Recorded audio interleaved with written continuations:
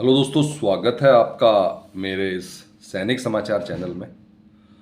दोस्तों, आज की वीडियो में बात करेंगे जो पेंशनर्स हैं उनको जो उनकी फाइनल कैलकुलेशन है उसके अंदर जो है आपको 11% एक्स्ट्रा का जो बेनिफिट मिलेगा उसके बारे में बात करेंगे। और उसके लिए दोस्तों एक लेटर जारी हुआ है जहाँ पे सेंट्रल गवर्नमेंट एम्प्लॉयज़ जो हैं, जो रिटायर्ड होते हैं, अभी जो रिटायर्ड हुए हैं उन सबको जो है जो ये एक्स्ट्रा 11% का जो बेनिफिट मिलने वाला है। क्योंकि ये जो चीज़ें हैं, ये 11% जो रोका गया था वो उसका बेनिफिट कहाँ मिलने वाला है।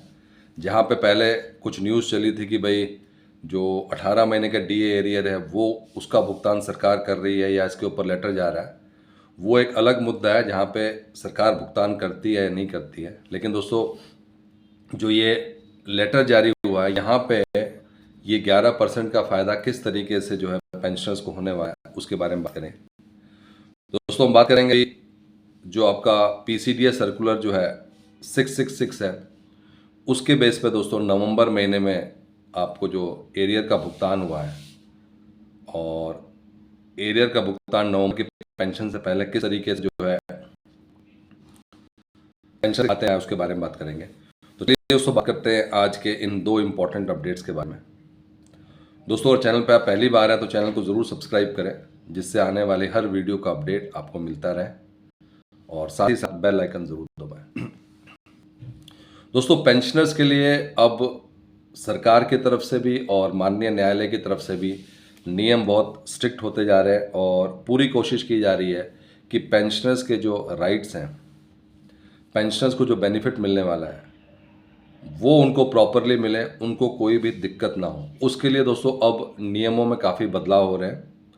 अब पेंशन मंत्रालय की तरफ से भी जो है ब्लैक एंड वाइट में अब नियम आ चुका है जहाँ पे जिस दिन भी आप रिटायर होते हैं उस दिन से आपका पेंशन लागू होना चाहिए।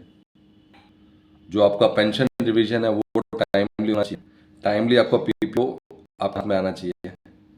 तो दोस्तों, इसके लिए अब ये डिपार्टमेंट की रिस्पॉन्सिबिलिटी रहेगी कि जिस दिन पेंशनर जो रिटायर होकर जिस दिन उनका पहला दिन रिटायरमेंट का होता है उस दिन से उनके हाथों में उनकी ग्रेच्युटी, उनका लीव इनकैशमेंट, उनका जो भी पेंशन लागू होना वो सब हो जाना चाहिए। और ये अब डिपार्टमेंट इस प्रोसेस को 15 महीने पहले से ही स्टार्ट कर देगा जिससे कि ये सारे के सारे डिले होती है क्योंकि वहाँ पे अप्रूवल नहीं आए होते हैं, उनको सारा कुछ चेक करना पड़ता है।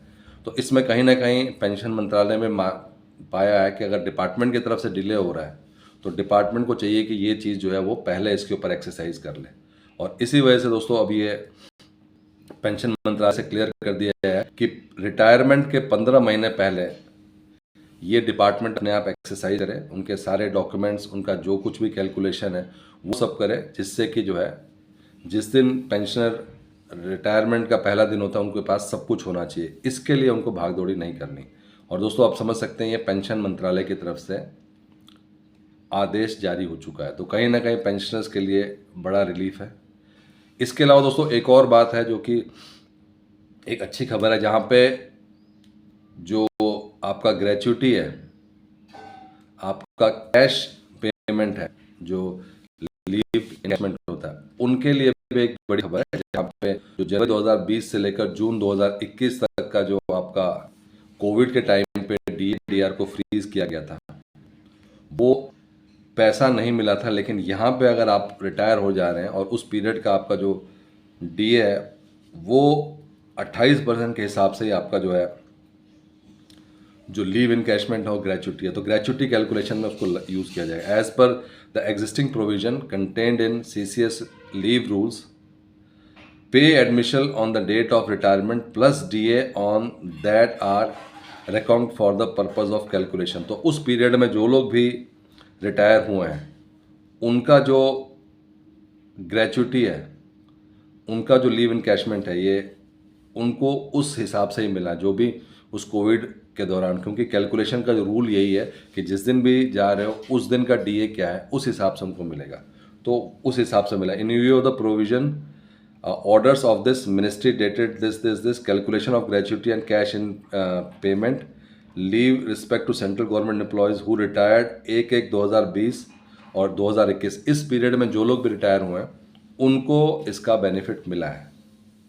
उनको डीए डीआर नहीं मिला, लेकिन जो लोग भी उस कोविड पीरियड के दौरान रिटायर्ड हुए हैं उनका जो लीव इनकैशमेंट है और ग्रेचुइटी है उसका कैलकुलेशन जो है एज पर जो 28% हुआ था जहाँ पे डीए को फ्रीज किया गया था उसके बेसिस पे ही मिला है।